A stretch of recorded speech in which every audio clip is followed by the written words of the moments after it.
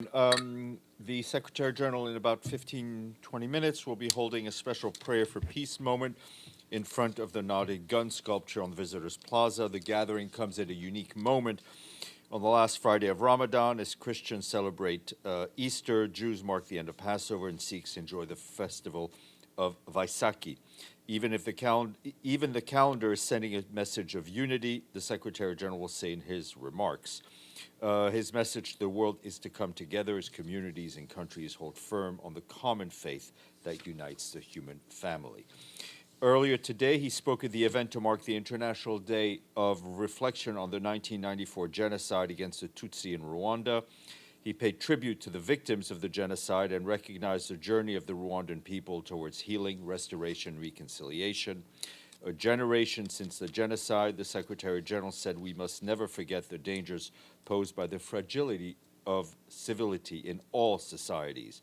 That's why he said he launched the UN Strategy Plan of Action on Hate Speech to provide the framework for our support to member states to counter this scourge while respecting freedom of expression and opinion. He also called on all member states to become parties to the Genocide Convention without delay. Our Deputy Secretary General, Amina Mohammed, continues her participation in the World Bank and International Monetary Fund spring meetings in Washington today. She is meeting with partners to further discuss priorities such as multilateral development banks, catalyzing private financing and investment, and working together for a peaceful future. Investing in development is humanity's most effective prevention tool. Yesterday, she met with government leaders and representatives, including Prime Minister Mia Mottley of Barbados, the co-chair of the SDG Advocate Group. She also is meeting with representatives from private and public banks and other leaders of civil society.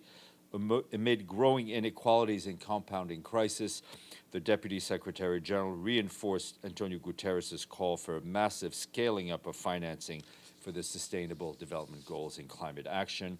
Discussions also focused on the longer-term transformation of the international financial architecture, including regarding multilateral banks. I will add that the Secretary General welcomes the decision by Japan this week to double the percentage of International Monetary Fund special drawing rights that it will reallocate to developing countries from 20% to 40%. This will amount to an allocation of some $15.9 billion to support developing countries that have suffered disproportionately from a succession of global crises in recent years. The Secretary General, as you know, has been very vocal about the need for reallocation.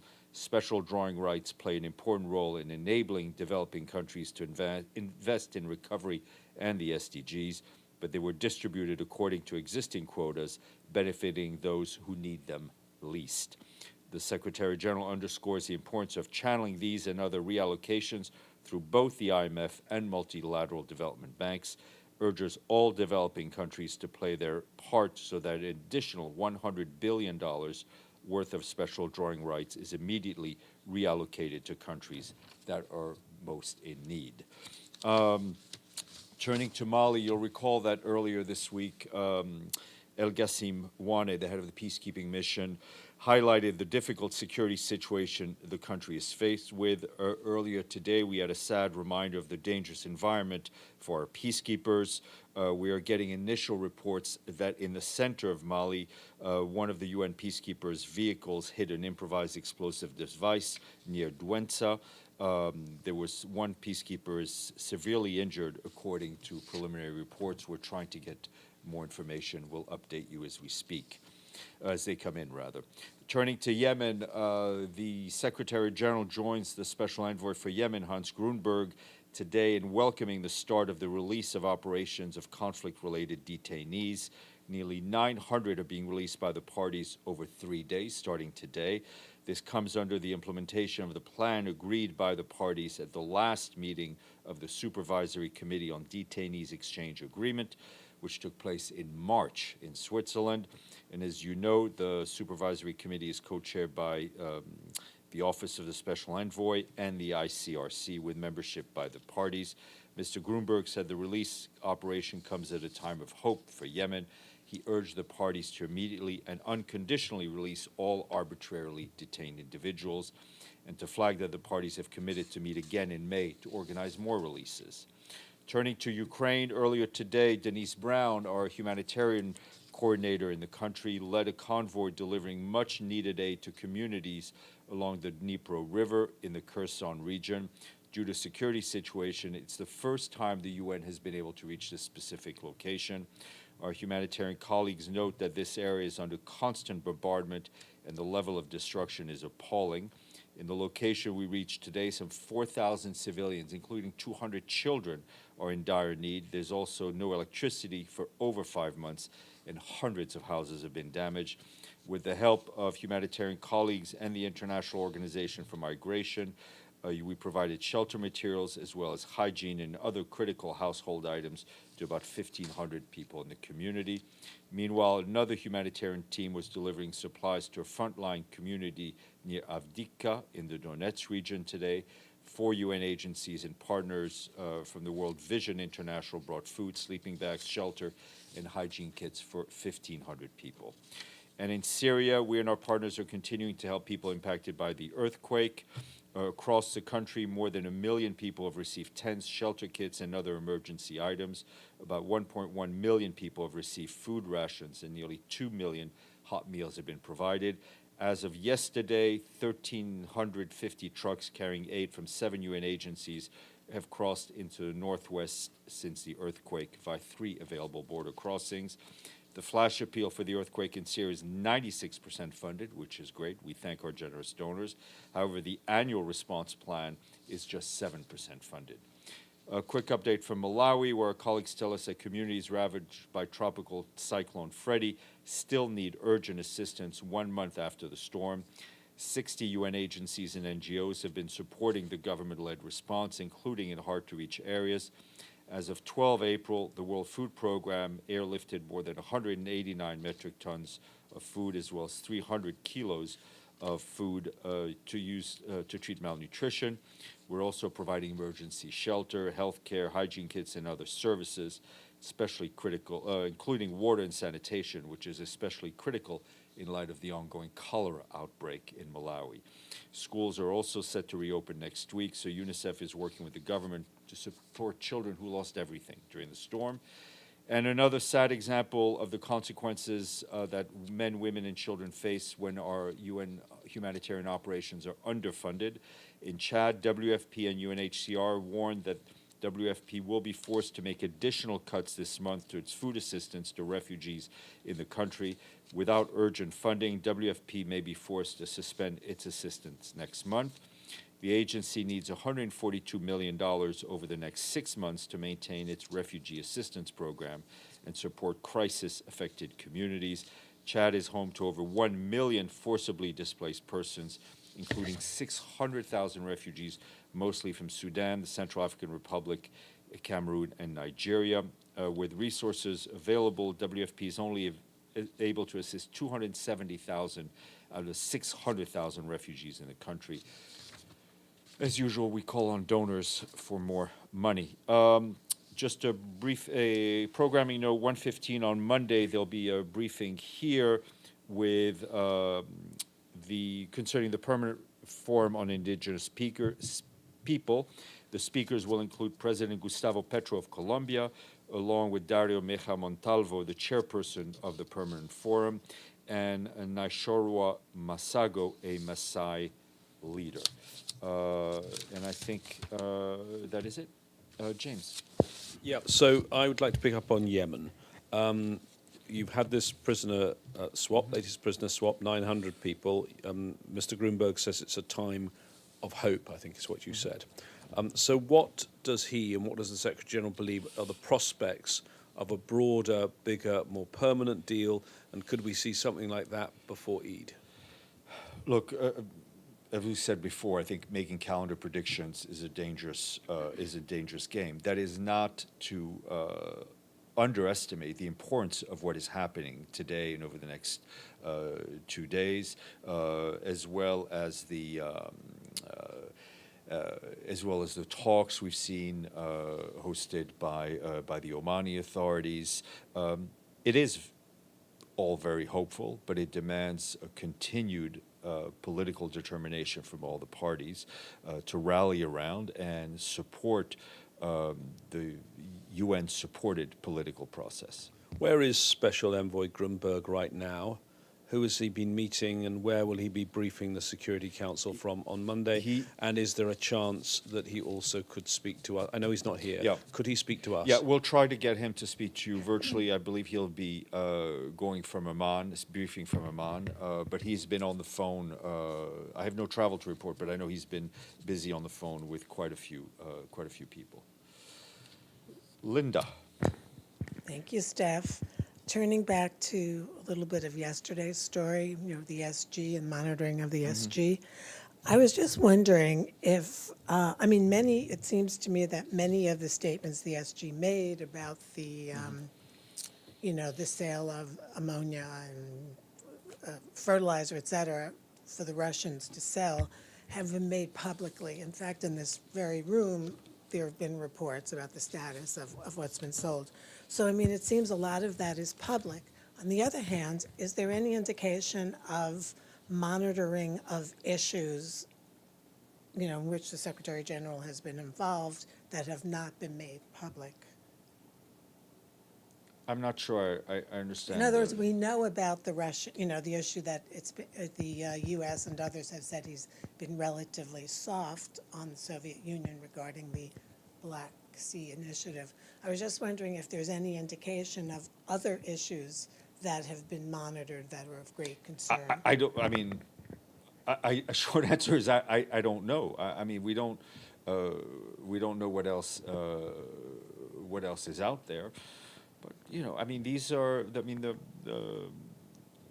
The reports that we've seen, the documents that we've seen that have been reported on publicly, and I'll say the only thing I've seen is what's been available publicly, show a clear distortion of conversations. But you're right that the Secretary General's opinions have been expressed privately and publicly, and I don't think there's any surprise for those of you, especially those of you who know him and have been briefed by him.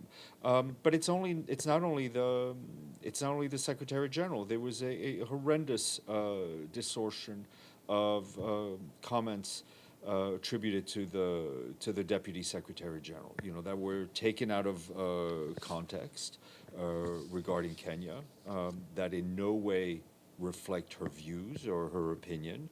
And I think, especially for the Deputy Secretary General, who has been throughout her career, a strong, unimpeachable champion of Africa's leadership in the world.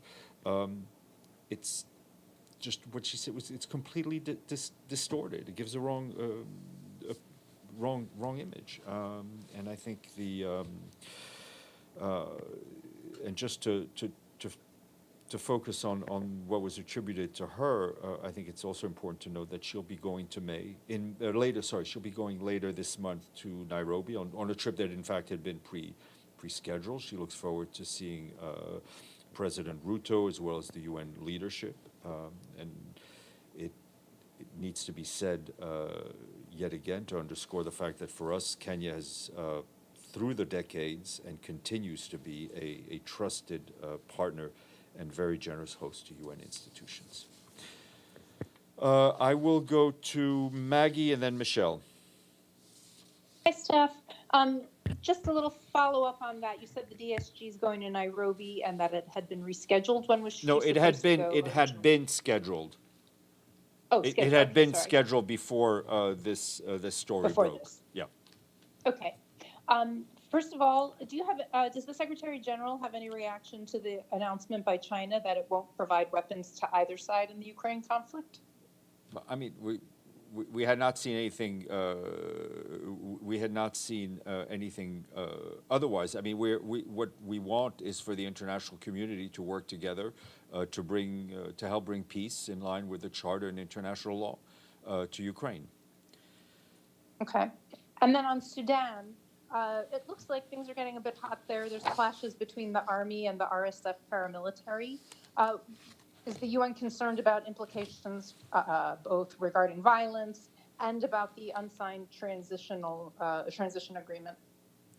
What's clear is that the people of Sudan have demanded a transition back to civilian rule. What we're seeing now is very concerning. These reports of continued buildup and mobilization of various security forces. We're seeing that in Khartoum. We're seeing that in other cities in Sudan. It's very important that a calm and sustained commitment to democratic transition is essential as negotiations proceed.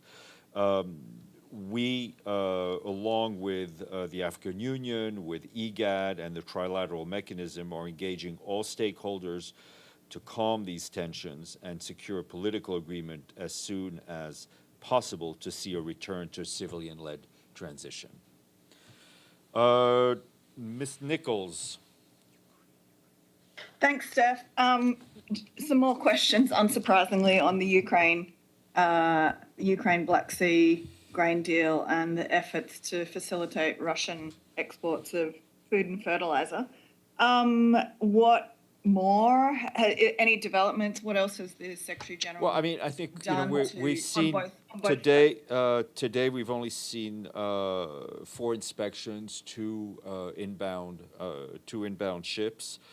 2 of them were for inbound ships. We're obviously concerned about the recent impediments in the implementation of the Black Sea Grain Initiative. Various people on the Secretary General's team, and including the Secretary General, have raised our concerns with the signatory parties. The Secretary General has written letters to the parties, and we are diligently working in close collaboration with Turkey to maintain the continuation of the vital agreement. There are different views currently within the Joint Coordination Center on the vessels to be registered and inspected in the coming days. There are active discussions within that context with, I think, the very helpful support of Turkey. And it bears saying that, since the beginning of the initiative and until recently, new vessels were presented by Ukraine port authorities and agreed by all parties for registration and follow-up inspection as outlined in the procedures. This was established practice in line with Ukraine's role in managing its port activities.